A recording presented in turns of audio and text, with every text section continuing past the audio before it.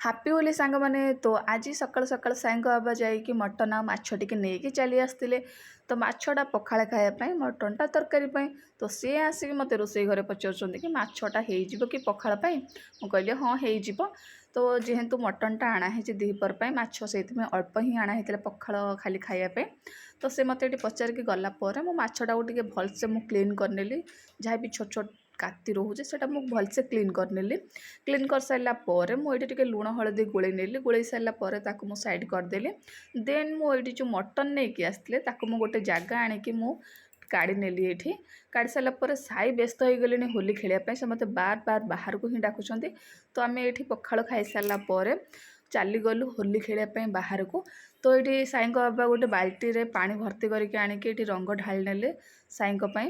ତ ଏଇଠି ସେ ଢାଳି ସାରିଲା ପରେ ଏଇଠି ମୋ ପୁଅ ଟିକେ ମୋତେ ଟିକେ ହୋଲି ଲଗେଇଦେଲା, ମୁଁ ବି ଟିକେ ଲଗେଇଦେଲି। ତ ଏଇଠି ତାଙ୍କର ଗୋଟେ ସାଙ୍ଗ ଆସିକି ମିଶିକି ଖେଳିଲେ ସେମାନେ।